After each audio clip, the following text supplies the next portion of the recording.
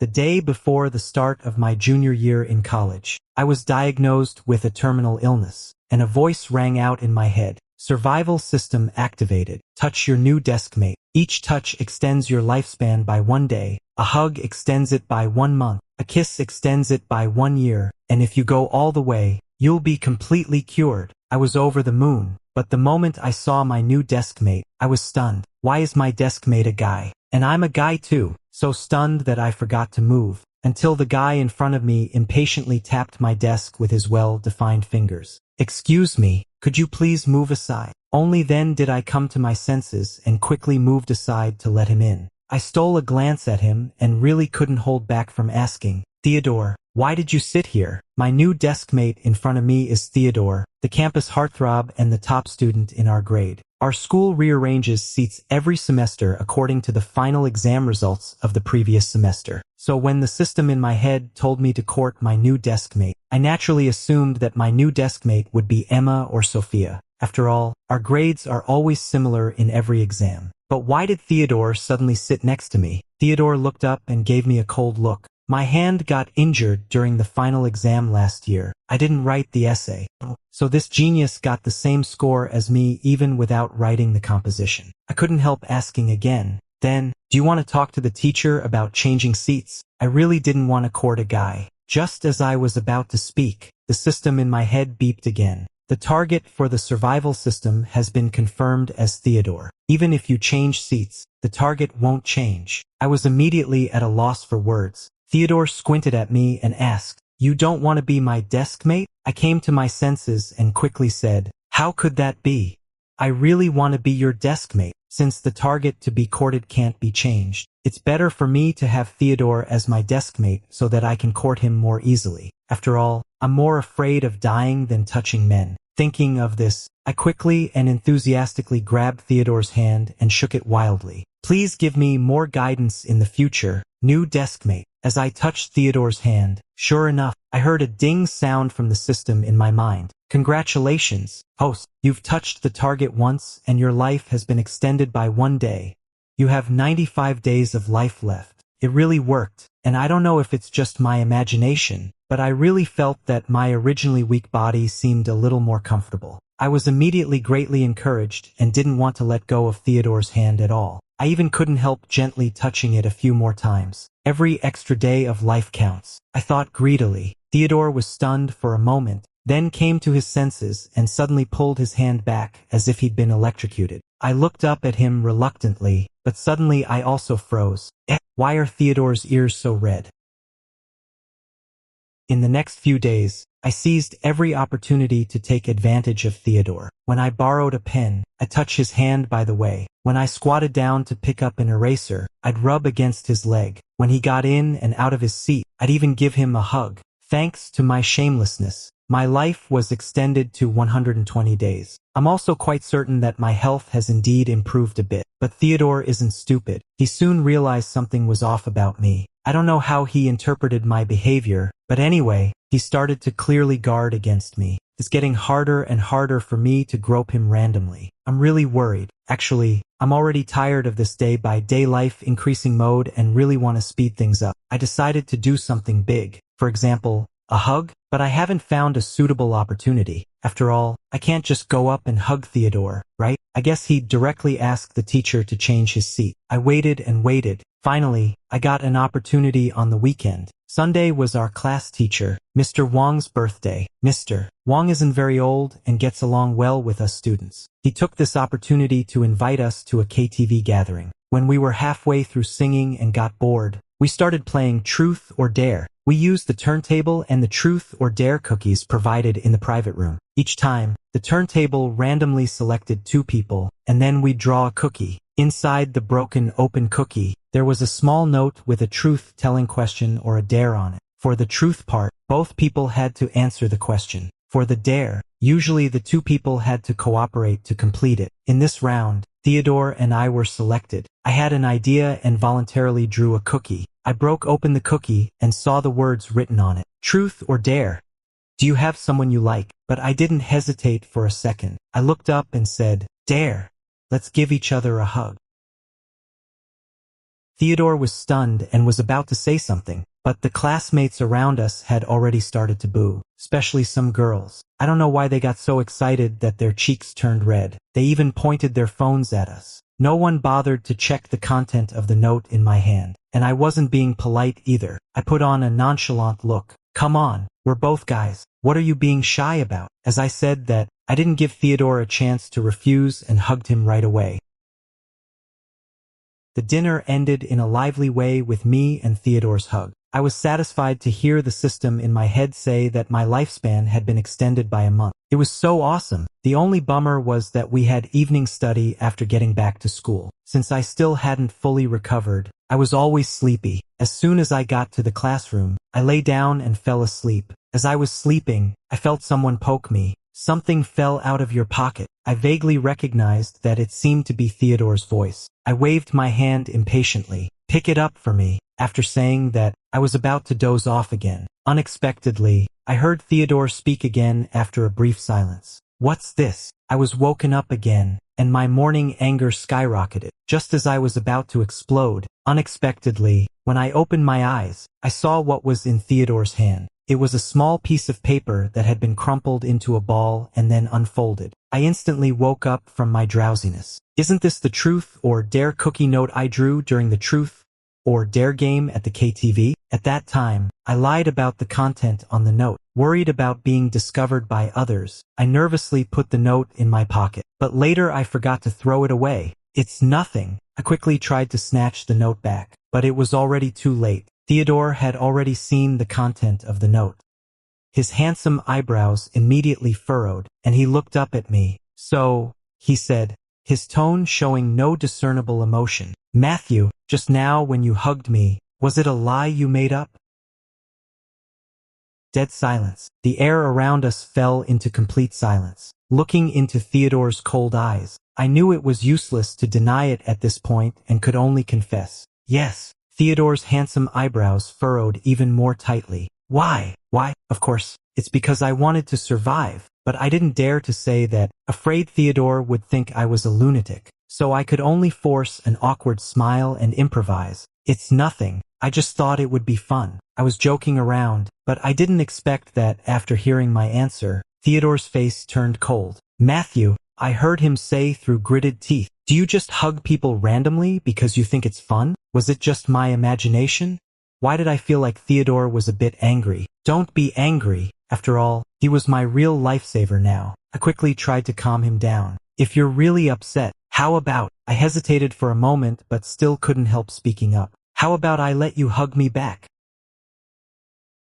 As I said that, I really opened my arms generously and looked at Theodore expectantly. You know, one more hug would mean another month of my lifespan, which was equivalent to me secretly touching him 30 times. Thinking of this, I looked at Theodore even more expectantly, but unexpectedly, Theodore suddenly stood up. Indecent. He spat out these 3 words through his teeth and then turned around and left. I was left standing there, with another question mark popping up in my mind. No way. How could it be indecent for a guy like me to hug my own buddy? After the truth or dare incident, I clearly felt that Theodore was more on guard against me. This really troubled me. It was obviously impossible to hug him again. Even secretly touching him became increasingly difficult. Watching my life slipping away bit by bit, I was extremely anxious. Fortunately, there's always a way out. I finally waited for an opportunity. We boys were going to change dormitories. After learning this news, I was like a person injected with adrenaline. I quickly contacted my mom. Hello. As soon as the call connected, I heard my mom's gentle voice coming from the phone. Matthew, why did you suddenly call Mom? Is there something wrong? Hearing my mom's gentle voice, my eyes involuntarily got a bit moist. My parents had been abroad all year round because of work, but this didn't affect their love for me at all. When I was diagnosed with a terminal illness before, I wanted to tell them, but the words got stuck in my throat and I didn't know how to start. Unexpectedly, right after that, a voice claiming to be a system appeared in my mind, telling me the way to save myself. That's why I kept my illness a secret. I thought that if I could cure my illness through this system, I wouldn't have to let my parents know and worry. I tried hard to hold back the grievances in my heart and pretended to be cheerful as I said, "It's nothing serious. I just want to trouble you with something. Mom, I briefly told my mom my request. To put it simply, I hoped she could help me contact the class teacher and ask the teacher to move me and Theodore to the same dormitory on the pretext that I wanted to study hard. I rarely made requests to my parents on my own initiative, so my mom quickly agreed. Mom was really reliable. The next day, when the dormitory arrangement came out, I indeed saw that Theodore and I were assigned to the upper and lower bunks in the same dorm. I excitedly moved into Theodore's dorm. Hi! I saw Theodore with a big, warm smile on his face. Deskmate, never thought we'd be roommates later. After saying that, I nervously looked at Theodore, afraid that this guy would notice my intention and get so angry that he'd go to the teacher to change dorms. But unexpectedly, when Theodore saw me, he just paused slightly. Then he turned around, took out a coat from the wardrobe, put it on, and zipped it all the way up. Come on, why is he guarding against me like I'm a pervert? I was speechless, but as long as Theodore accepted that we were roommates, everything would be okay. After becoming roommates with Theodore, I really got a lot more chances to get close to him secretly. I didn't even dare to think about hugging him. But when we were brushing our teeth or getting hot water, just a little brush by could make me feel like I could live a few more days. But even so, I still suffered a lot from my illness. After all, there isn't much difference in physical condition whether you have 3 months or 5 months left to live. Being sick isn't just about having a shorter life. It also means suffering all kinds of physical pain. For example, this weekend, all the other classmates had gone home, and only Theodore and I were left in the dorm. Late at night, I was vomiting in the toilet, and my mouth was filled with the smell of blood. It was only at this moment that I finally realized how important health is to a person. I rinsed my mouth to get rid of the blood, and when I got back to the dorm, I saw Theodore lying on the upper bunk in the dark. My heart started to beat a little faster uncontrollably. Is Theodore sound asleep now? If I could go up and give him a little kiss secretly, would my lifespan be extended by a whole year? If my lifespan could be extended by 1 year, I'd surely feel a lot better, right? Once this thought popped into my head, it just wouldn't go away. I couldn't help but tiptoe onto Theodore's bed. In our dorm, the beds are bunk beds, and the stairs are right in the middle between 2 sets of bunk beds. I climbed up quietly and found that Theodore was sound asleep. Even though the iron frame of the bed creaked when I climbed up, it didn't wake him up.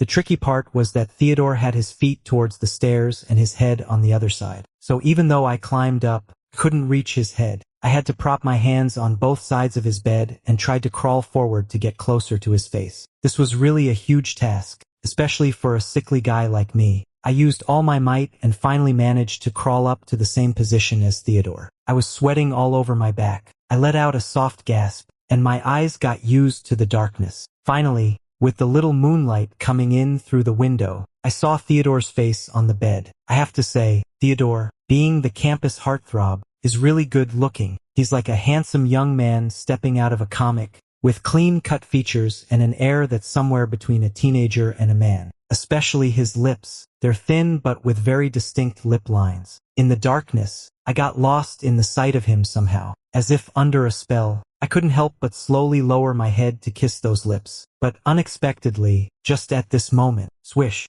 Theodore in the darkness suddenly opened his eyes. In an instant, our eyes met. I could even clearly feel that when he opened his eyes, his eyelashes brushed against my cheek. I froze immediately, and my mind went blank. Before I could react, I heard Theodore speak. Matthew, what are you doing? I don't know if it was because he had just woken up, but Theodore's voice was a bit hoarse, like a feather tickling my heart. I gave a start, suddenly came to my senses, and quickly tried to sit up. But unexpectedly, because I got up too hastily, I suddenly forgot that I was on the upper bunk and actually rolled out. I instantly lost my balance and was about to fall. Ah! I let out a cry of surprise and just wanted to grab the bedside railing next to me. But unexpectedly, Theodore moved faster. He suddenly grabbed my hand and pulled me over. I was pulled to the inside of the bed by him. At the same time, due to inertia, his body rolled in front of me. In an instant, the position where I was on top and he was below became the opposite. I was stunned and stared blankly at Theodore in front of me. And at this time, Theodore was also breathing slightly heavily because of the violent movement just now. Sorry. I quickly tried to struggle to sit up from under Theodore, but unexpectedly, Theodore placed his hand directly on my shoulder. Thud. I was pushed back onto the bed by him again. The iron-framed bed in the dormitory wasn't of particularly good quality. As I made this movement, it immediately creaked. I looked up at Theodore in front of me in a panic and only then noticed that, perhaps because of the darkness, his eyes looked exceptionally dark at the moment. Matthew, I heard Theodore speak. His voice was even more hoarse than when he'd just woken up. What on earth are you doing? I didn't know how to answer this question all of a sudden. My mind was racing. Unexpectedly, Theodore spoke again. Are you trying to steal a kiss from me? I didn't expect Theodore to be so direct. I instinctively quickly retorted, of course not. I saw Theodore narrow his eyes. Then can you explain to me why you climbed into my bed in the middle of the night? I was at a loss for words. The air went still for a moment. After racking my brains, an idea finally flashed through my mind. My eyes lit up, and I quickly said, I was worried you were dead, so I came up to check your breathing. Suddenly, fell deathly silent all around. I saw Theodore being so annoyed by me that he laughed. Matthew, do you think I look like a fool? I think I'm the one who looks like a fool at this moment, but it's too late for me to take it back. I can only keep spouting nonsense seriously. I'm serious. You were sleeping so soundly just now that I couldn't even hear your breathing. I suddenly remembered a news article I saw on Weibo a while ago. It said that a male college student suddenly had a heart attack in his sleep and died on the spot. I was worried that the same thing might have happened to you. After all, we're classmates. I quickly came up to check your breath, in case you had some illness and suddenly passed away, right? The more I talked, the more absurd it sounded. It obviously annoyed Theodore, and he interrupted me directly. Stop talking nonsense. How could we get sick so easily at our age? I knew Theodore was just speaking off the cuff, but I was suddenly stunned. Then, my voice involuntarily dropped. You can never be too sure. For example, I used to think I'd stay healthy and live a long life, and that serious illnesses like cancer were far from me, until I was diagnosed with late-stage gastric cancer. It seemed that Theodore noticed the change in my tone and was also slightly stunned. At this moment, I had no mood to discuss it with Theodore anymore. I pushed him away and tried to go downstairs, but Theodore came to his senses and grabbed me. Wait a minute. At this time, I was still preoccupied with my illness and a bit absent-minded. I didn't expect him to grab me suddenly, and I involuntarily fell backward, and Theodore stepped forward just then. In an instant, we bumped into each other, and our lips touched.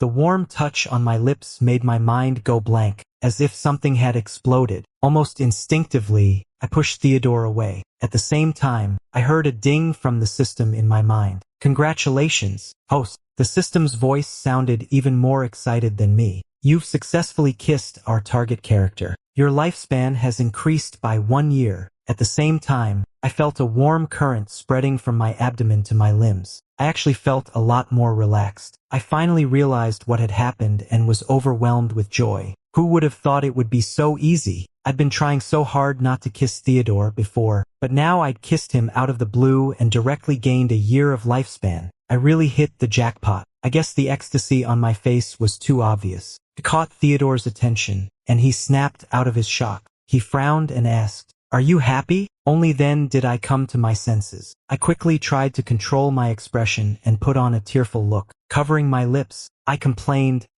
This was my first kiss." The dorm fell into a delicate silence again. Oops, I might have overacted. On the other side, Theodore was stunned for a moment and then came to his senses. He sneered, "Who isn't?" I wasn't too surprised by his words. Theodore is good-looking and has good grades. He's extremely popular at our school. Just during the time I've been sitting next to him, I've lost count of how many girls have sent him love letters and milk tea. But he seems completely uninterested in these things and has always been single. I awkwardly let out a nervous laugh and said, "Well, then we're even, right?" Theodore still looked cold after hearing my words. Obviously, he didn't accept this statement. I instantly felt even more awkward and could only cautiously ask, "Well, then what can I do to make you stop being angry?" Or, I couldn't help but sound eager again. "Or how about I let you kiss me back? You know, if he kisses me again, I can extend my lifespan by another year." Thinking of this, I was practically beaming with excitement until I saw the veins popping out on Theodore's forehead. Fong Chi! I was so startled that I shivered and quickly scrambled off his bed in a hurry. I was just joking. Really, just joking. The farce that night ended so inexplicably, and the relationship between me and Theodore seemed to have become even more awkward. But I didn't really care. After all, being awkward is better than kicking the bucket, right? Anyway, I now have over a year of lifespan, and my body doesn't feel as bad. I can slowly figure out what to do next. In the next few days, I was extremely happy. One day, I was humming a tune and studying in the classroom for the first time in a long while. Unexpectedly, I heard someone shout, "Matthew, someone's looking for you." I looked up and saw a beautiful figure standing at the back door of the classroom. I was stunned for a moment and immediately got up and walked over. "Luna, why are you here?" The girl in front of me was the prettiest girl in our grade, a girl named Luna. Luna is a dance prodigy at our school. She's beautiful and has a gentle personality. A lot of boys like her and are chasing after her, and I'm no exception. However, I'm not as serious as other guys in pursuing her. I just have a little crush on her, so I text her or ask her out to have fun. Luna is cold to many people, but she seems to be nice to me. She often replies to my messages and has even watched movies with me once or twice. But she's never given me any promises, and we've been getting along in such a delicate way. When Luna saw me coming out, a flicker of excitement flashed across her eyes, but it quickly turned into grievance. I heard her biting her lips and whispering, "Matthew, why haven't you texted me lately?" I was stunned for a moment upon hearing this. Indeed, I used to text Luna every day, but since I learned that I had a terminal illness, all I could think about was how to get close to Theodore to save my life. How could I have the mood to chase girls? So I haven't texted Luna anymore, let alone asked her out. I scratched my head and said awkwardly with a smile, "Well, I've been a bit busy with my studies recently." "Really?" Luna didn't press further. She just blushed slightly and said in a low voice, "It's my birthday next week. I've invited some friends out. Would you like to come?" I was taken aback and was about to say something, but unexpectedly, "Excuse me." A cold voice suddenly came from behind.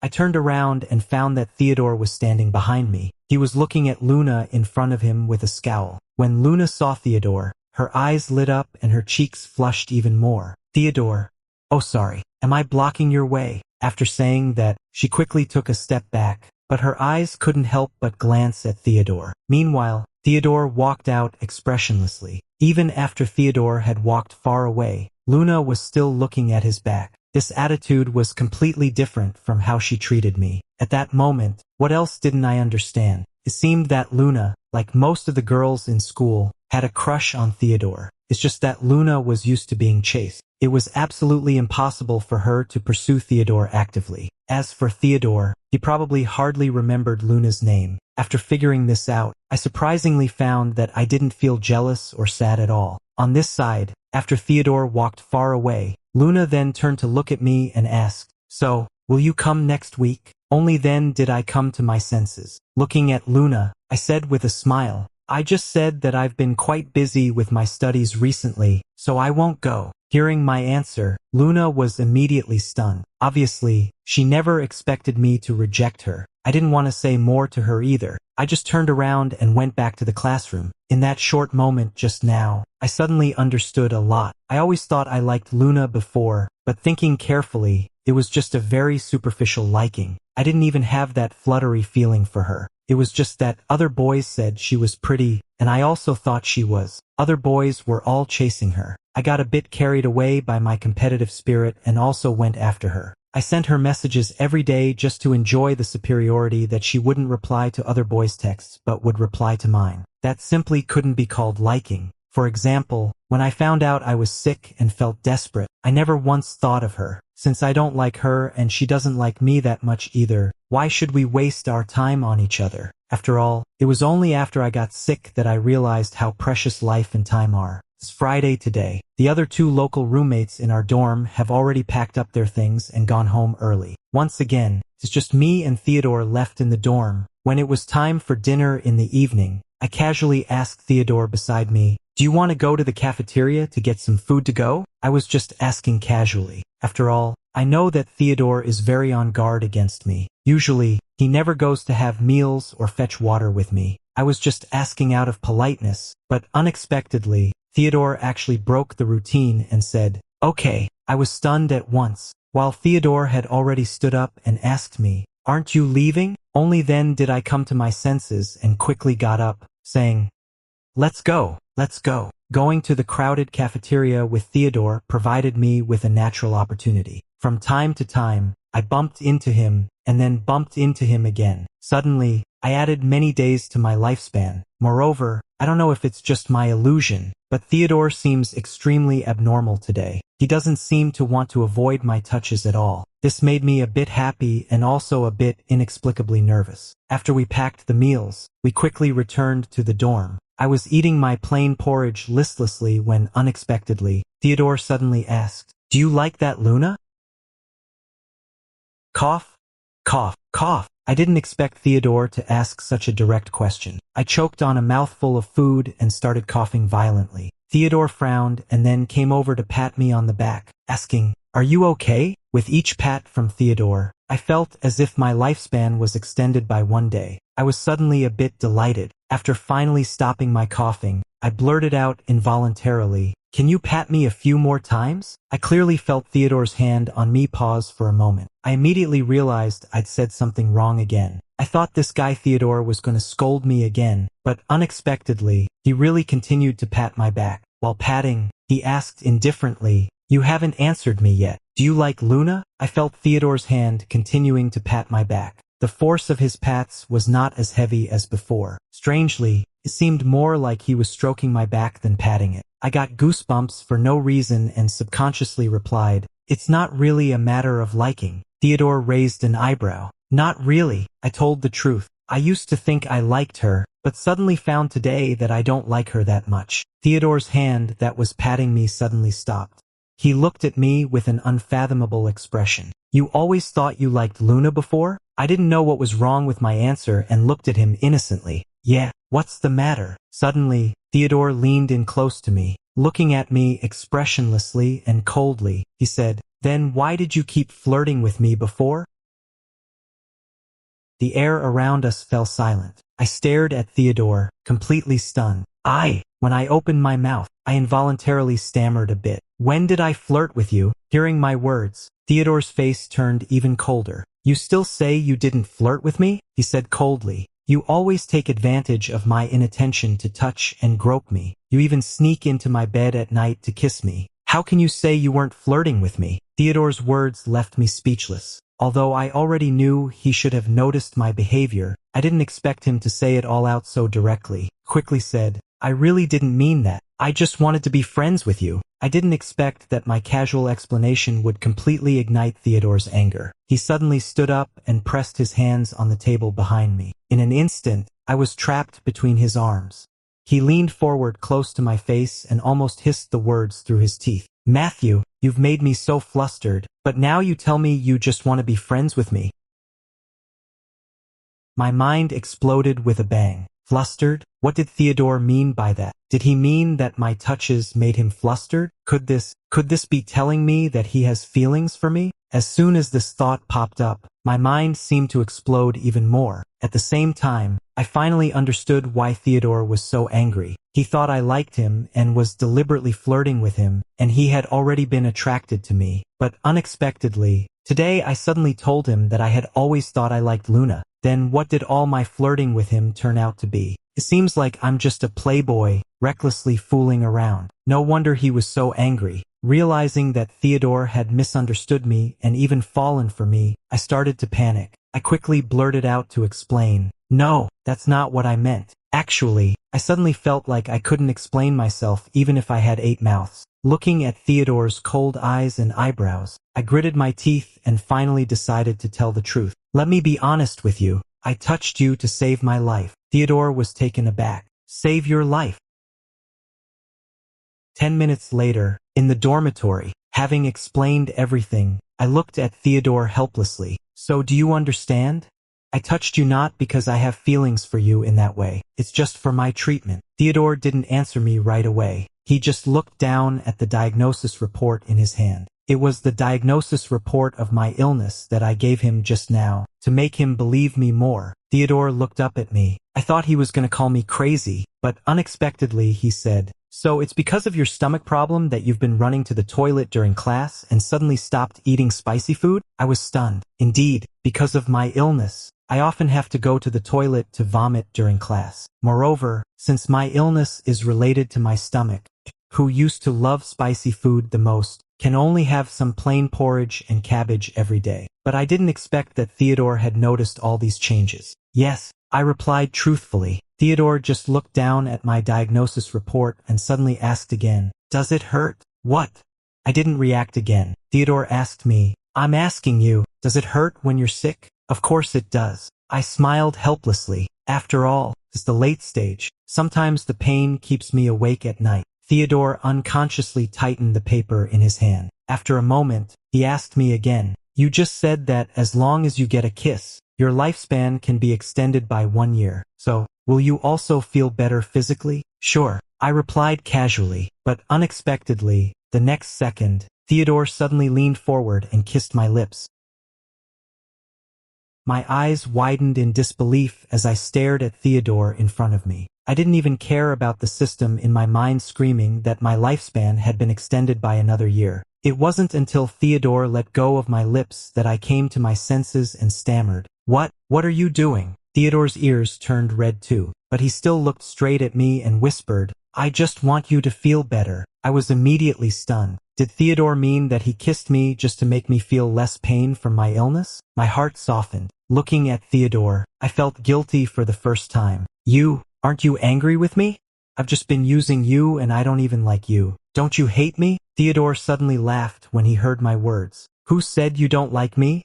He said softly, "I believe more in your body's reaction than your words." First, I didn't understand what Theodore meant. It wasn't until that I suddenly realized something. I was so angry that I wanted to get up right away, but Theodore had already held me down. He got closer to me and whispered in my ear, "Be good, I'll help you treat your illness." End of the main text. Theodore's extra story.